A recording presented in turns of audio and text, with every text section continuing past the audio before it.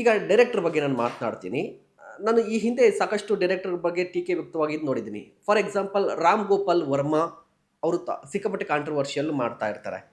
ಅವ್ರು ಅಶ್ಲೀಲವಾಗಿ ಕೂಡ ಮಾತಾಡೋದುಂಟು ಮತ್ತು ಆ ರೀತಿಯಾಗಿ ಸೀನ್ಸನ್ನು ತೆಗೆದಿದ್ದುಂಟು. ಇದರ ಜೊತೆಗೆ ಇತ್ತೀಚೆಗೆ ಅಂದರೆ ಸಂದೀಪ್ ರೆಡ್ಡಿ ವಂಗ ಅಂತ ಹೇಳಿ ಅನಿಮಲ್ ಫಿಲಿಮ್ ಬಂದಾಗ ಕೂಡ ಒಂದಿಷ್ಟು ಅಶ್ಲೀಲ ಬಂತು. ಆಗ ಈ ಮಹಿಳಾ ಸಂಘಗಳು, ಮಹಿಳಾ ಹೋರಾಟಗಾರರು ಅಥವಾ ಮಹಿಳಾ ಸಂಘಟನೆಗಳು ಏನಂತ ಹೇಳ್ತೀವಿ, ಅವರು ತುಂಬ ಹೋರಾಟವನ್ನು ಮಾಡಿದ್ರು. ಓಕೆನಾ? ಬಟ್ ಇಲ್ಲಿ ಮಹಿಳೆಯೇ ಡೈರೆಕ್ಟರ್ ಆಗಿದ್ದಂತಹ ಸಂದರ್ಭದಲ್ಲಿ ಒಂದು ಸೂಕ್ಷ್ಮತೆಯನ್ನು ಮರ್ತು ಬಿಟ್ರಾ? ಹೌದು, ಮುರ್ತಿದ್ದಾರೆ. ಯಾರು ಧ್ವನಿತಿದ್ದಾರೆ? ಯಾವ ಮಹಿಳಾ ಸಂಘದವರು ಮಾತಾಡ್ತಿದ್ದಾರೆ ಇವತ್ತು? ಕನ್ನಡದಲ್ಲಿ ಇರುವಂಥ ನಮ್ಮ ಮಹಿಳಾ ಸಂಘದವರು ಯಾರು ಇವತ್ತು ಇದ್ರ ಬಗ್ಗೆ ಮಾತಾಡ್ತಿದ್ದಾರೆ? ಇವಾಗ ನಾನು ಮಾತಾಡ್ತಿರೋದ್ರಿಂದ ಡೋಂಟ್ ಟೇಕ್ ಮಿ ರಾಂಗ್, ಕೆಲವು ಕಾಮೆಂಟ್ಗಳು ಹೇಳ್ತಾರೆ, ಬಕೆಟ್ ಇರ್ಬೋದು, ದುಡ್ಡಿಗೆ ಟೋಕನ್ ಹಾಕ್ಬೋದು, ಆಮೇಲೆ ಕನ್ನಡದ ವಿರೋಧಿ ಎಲ್ಲ ಹೇಳ್ತಾರೆ. ಮಹಿಳೆಯೇ ಹೇಳ್ತಾರೆ. ಒಂದು ಮಹಿಳೆಯೇ ಒಂದು ಮಹಿಳೆಯ ಒಂದು ಈ ಲೆವೆಲ್ಗೆ ಮರ್ಯಾದೆಯನ್ನು ತೆಗಿತಾ ಇದ್ದಾರೆ ಅಂದಾಗ ಯಾಕೆ ನೀವು ಮಾತಾಡ್ತಿಲ್ಲ? ಹಂಗಾದ್ರೆ ನೀವು ಕೂಡ ಬಯಾಸ ಸ್ಟಿಕ್ ಆನ್ ಪ್ರಿನ್ಸಿಪಲ್ಸ್ಗೆ. ಸೊ ಇದು ಒಬ್ಬರು ಮಹಿಳೆಯಿಂದ ನಾನು ಎಕ್ಸ್ಪೆಕ್ಟೇ ಮಾಡಿರಲಿಲ್ಲ ಸರ್, ಎವರ್. ಆಕೆ ಮಹಿಳೆಯನ್ನು ಬೇರೆ ರೀತಿ ತೋರಿಸ್ತಾರೆ ಅಂತ ಅಂದ್ಕೊಂಡಿದ್ವಿ. ಆದರೆ ಅವರು ವ್ಯಾಪಾರ, ಹಣ, ಸಕ್ಸಸ್ ಎಲ್ಲ ಬೇಕಲ್ಲ. ಏನು ಒಂದು ಐಷಾರಾಮಿ ಹೋಟ್ಲಲ್ಲಿ ಒಂದು 17 ಸ್ಟಾರ್ 18 ಸ್ಟಾರ್ ಹೋಟ್ಲ್ ಇದ್ದರೆ ಅಲ್ಲೊಂದು ಫ್ಲ್ಯಾಟ್ ತಗೋಬೋದು, ಒಂದು ಓಲಿ ಒಂದು ಯಾರೋ ಒಂದು ಬೀಚ್ ಹತ್ರ ಹೋಗ್ಬಿಟ್ಟು ಒಂದು ಹೈಲ್ಯಾಂಡ್ ತೊಗೊಂಡು ದುಡ್ಡು ಮಾಡ್ಬೋದು. ಇಷ್ಟೇ ಅಲ್ವಾ ಜೀವನ? ಕೊನೆಗೆ ಜನ ನಿಮಗೆ ಮರ್ಯಾದೆನೇ ಕೊಟ್ಟಿಲ್ಲ, ನಿಮ್ಮನ್ನು ಪ್ರೀತಿಸಿಲ್ಲ ಅಂದರೆ ಏನು ತೆಗ್ಬೇಕ್ರಿ ಅವೆಲ್ಲ? ಸೊ ಹಾಗಾಗಿ ಈ ನಿಟ್ಟಿನಲ್ಲಿ ನಾವು ಯೋಚನೆ ಮಾಡ್ತೀವಿ. ಹಾಗಾದರೆ ಐಷಾರಾಮಿ ಜೀವನ ನಿನಗಿಷ್ಟ ಅಲ್ವೇನಪ್ಪ? ಇಷ್ಟ ಯಾಕಿಲ್ಲ? ನನಗೂ ನನ್ನ ಕಾರಲ್ಲಿ ಹೋಗೋಕೆ ನನಗೆ ಇಷ್ಟ ಅಲ್ವ, ಫ್ಲೈಟಲ್ಲಿ ಹೋಗೋಕೆ ನಮಗೆ ಇಷ್ಟ ಅಲ್ವ. ಆದರೆ ಮರ್ಯಾದೆಯನ್ನು ಗಳಿಸ್ಕೊಂಡು ಹೋಗುವಂಥ ಆಸಕ್ತಿನೂ ಇಷ್ಟನೂ ಇದೆ. ಹಾಗಾಗಿ ಇವೆಲ್ಲ ಹೋರಾಟ ಕೆಲಸ. ಓಕೆ, ನಾನು 5% ಅಂತ ಹೇಳಿದಂಥ ಯಶ್ ಅವ್ರ ಬಗ್ಗೆ ಕೂಡ ಮಾತನಾಡ್ತೀನಿ. ಯಶ್ ಅವರು ಈ ಟಾಕ್ಸಿಕ್ ಸಿನಿಮಾ ಅಂತ ಬಂದಾಗ ಕೇವಲ ಡೈರೆಕ್ಟರು, ಯಶ್ ಅವರು ಕೇವಲ ನಟರಾಗಿಲ್ಲ, ಡೈರೆಕ್ಷನ್ ಡಿಪಾರ್ಟ್ಮೆಂಟಲ್ಲೂ ಕೂಡ ಕೈ ಜೋಡಿಸಿದ್ದಾರೆ ಅನ್ನೋ ಮಾತಿದೆ, ಎಲ್ಲರೂ ಕೂಡ ಗೊತ್ತಿರೋ ವಿಚಾರ. ಯಶ್ ಅವರು ಈ ಸೀನ್ ಬೇಡ ಅಂತ ಹೇಳಿದ್ರೆ ಯಾರು ಕೂಡ ತೆಗಿಲಿಕ್ಕೆ ಮುಂದಾಗ್ತಾ ಇರಲಿಲ್ಲ. ಖಂಡಿತವಾಗ್ಲೂ ಯಶ್ ಅವ್ರಿಗೂ ಕೂಡ ಗೊತ್ತಿದೆ. ಯಶ್ ಅವರು ಈ ಹಿಂದೆ ವೀಕೆಂಡ್ ವಿತ್ ರಮೇಶ್ ಸಿನಿಮಾ ಕಾರ್ಯಕ್ರಮದಲ್ಲಿ ಒಂದು ಮಾತು ಹೇಳಿದ್ರು, ನಮ್ಮ ತಂದೆ ಜೊತೆ ಕೂತ್ಕೊಂಡು ನೋಡೋಕ್ಕೆ ಆಗದೇ ಇರುವಂತಹ ಸೀನನ್ನು ನಾನು ತೆಗೆಯೋದೇ ಇಲ್ಲ ಅಂತ ಹೇಳಿ.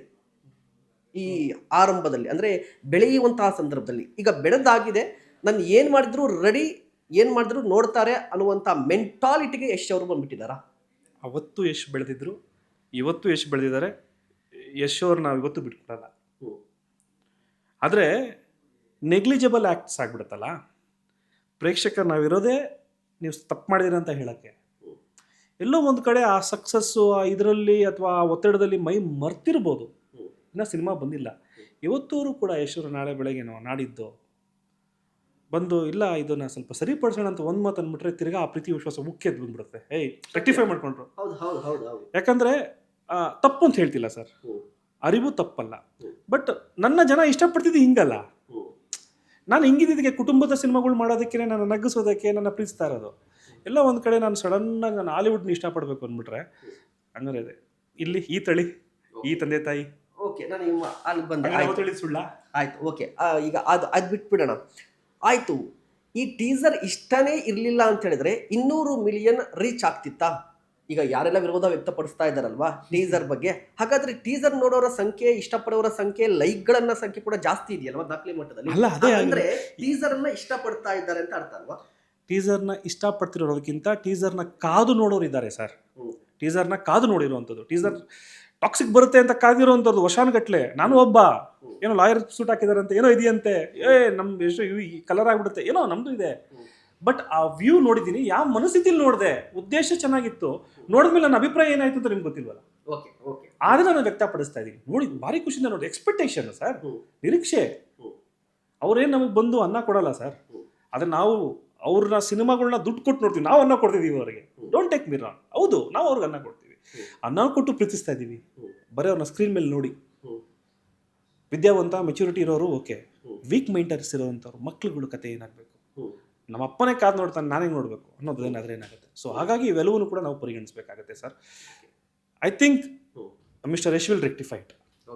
ನನ್ನ ಅಭಿಪ್ರಾಯ ಸರ್. ಕನ್ನಡದವನಾಗಿ ಕನ್ನಡದವನ ಬಗ್ಗೆ ನಂಬಿಕೆ ಇದೆ, ಹಿ ವಿಲ್ ರೆಕ್ಟಿಫೈಡ್. ಓಕೆ, ನಾನು ಮತ್ತೊಂದು ನೇರವಾದ ಪ್ರಶ್ನೆ ಕೇಳ್ತಿದ್ದೀನಿ. ನೀವು ಹಿಂದೆ KGF ಸಿನಿಮಾ ರಿಲೀಸ್ ಆದಂಥ ಸಂದರ್ಭದಲ್ಲೂ ಕೂಡ ಸ್ಟೇ ತಂದಿದ್ರಿ. ಈಗ ಟಾಕ್ಸಿಕ್ ದೊಡ್ಡ ಸದ್ದು ಮಾಡ್ತಾ ಇದೆ, ಈ ಸಂದರ್ಭದಲ್ಲೂ ಕೂಡ ಒಂದು ಕಂಪ್ಲೇಂಟ್ ಮಾಡ್ತಾ ಇದ್ರಿ. ವೈಯಕ್ತಿಕವಾಗಿ ಯಶ್ ಅವರನ್ನ ಟಾರ್ಗೆಟ್ ಮಾಡ್ತಾ ಇದ್ದೀರಾ? KGF ಯಶ್ ಅಂದಿದ ತಕ್ಷಣ ಯಾಕೆ KGF ಬಗ್ಗೆ ನಾನು ಸ್ಟೇ ತಗೊಂಡಿಲ್ಲ, ಪೆಟಿಷನ್ ಹಾಕಿದೆ ಸ್ಟೇಗೆ. ಕೋಲಾರ ಬಗ್ಗೆ ಪ್ರೀತಿ ಇರೋದ್ರ ಮೇಲೆ ಹಾಕಿದೆ ಸರ್, ಯಶ್ ವಿರುದ್ಧ ಅಲ್ಲ. ಕೋಲಾರ್ ಗೋಲ್ಡ್ ಮೈನ್ಸ್ ಅಂತ ಪೋಸ್ಟರ್ ಅಲ್ಲಿ ಹಾಕಿರ್ತಾರೆ ಕೆಳಗಡೆ. ಆ ಕೋಲಾರ್ ಗೋಲ್ಡ್ ಮೈನ್ಸ್ ಮೇಲೆ ರಕ್ತ ಸುರಿದಿರ್ತಾರೆ. ನಮ್ಮ ಇತಿಹಾಸ, ಇಂದಿರಾ ಗಾಂಧಿ ಅವರೆಲ್ಲ ಬಂದಿದ್ರಲ್ಲ, ಯಾರು ಕೂಡ ಅದಕ್ಕೆ ರಕ್ತ ಸುರ್ತಿಲ್ಲ. ಅದರಿಂದ ದೇಶ ಅಭಿವೃದ್ಧಿ ಆಗಿದೆ. ದೇಶ ಎಮರ್ಜೆನ್ಸಿ ಇದ್ದಾಗ ಇಲ್ಲಿಂದ ಹಣಕಾಸು ಹೋಗಿ ದೇಶಕ್ಕೆ ವಿದ್ಯುತ್ ಕೊಟ್ಟಿದೆ. ಅದನ್ನ ಹೆಸರು ಹಾಳು ಮಾಡಬೇಡಿ ಅಂತ ಹೇಳಿ ನಾನು ಹಾಕಿದೆ ಪೆಟಿಷನ್, ಹೊರತು ಯಶ್ ವಿರುದ್ಧ ಅಲ್ಲವೇ ಅಲ್ಲ. ಇನ್ನೊಂದು ಹೇಳ್ತೀನಿ, ಸಿನಿಮಾ ಬಂದ ತಕ್ಷಣನೇ 5 ಸಲ ನೋಡಿರೋರು ನಾನೇ, ಖುಷಿಯಾಗಿ.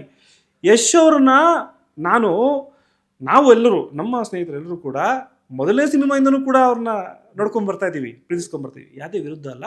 ನನ್ನ ತಂದೆ ತಾಯಿಗಳು ಕೂಡ ತಪ್ಪು ಮಾಡಿದ್ರೆ, ನನ್ನ ಮಗ ತಪ್ಪು ಮಾಡಿದ್ರೆ ಅದನ್ನು ವಿರೋಧ ಮಾಡುವಂಥ ಮನಸ್ಥಿತಿ ಇರೋದ್ರಿಂದ ಯಾರು ಮಾಡಿದ್ರು ವಿರೋಧ ಮಾಡ್ತಾಯಿದ್ದೀನಿ ಸರ್, ಅಷ್ಟೇ, ಇನ್ನೇನು ಇಲ್ಲ.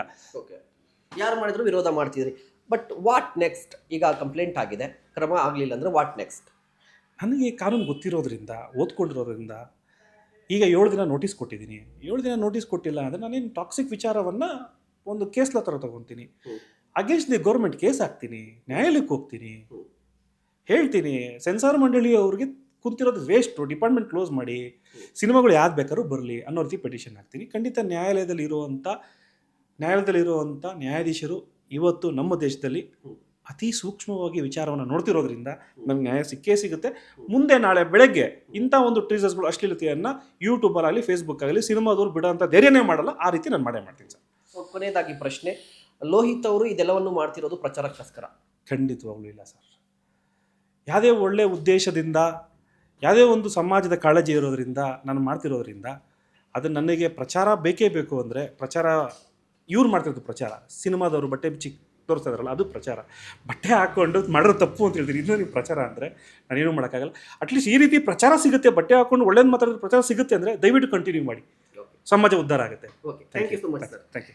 ಎಸ್ ವೀಕ್ಷಕರೇ, ಕೇಳಿದ್ರಲ್ಲ ಲೋಹಿತ್ ಅವರ ಮಾತು. ಅವ್ರು ಹೇಳಿದ್ದು ಇಷ್ಟೇ, ಟೀಸರ್ ರಿಲೀಸ್ ಮಾಡಿದ್ರಿ ಸರಿ, ಬಟ್ ಅದಕ್ಕೂ ಮುನ್ನ ಒಂದು ಸೂಚನೆ ಕೊಡಬಹುದಿತ್ತಲ್ವಾ ಅಂತ ಹೇಳಿ. ಕಾದ್ ನೋಡೋಣ ಅವ್ರು ಕಂಪ್ಲೇಂಟ್ ಮಾಡಿದ್ದಾರೆ ಏನಾಗುತ್ತೆ ಅಂತ ಹೇಳಿ. ಕ್ಯಾಮ್ರಾ ಪರ್ಸನ್ ನಂದೀಶ್ ಜೊತೆ ಮಹೇಶ್, ಬೆಂಗಳೂರು.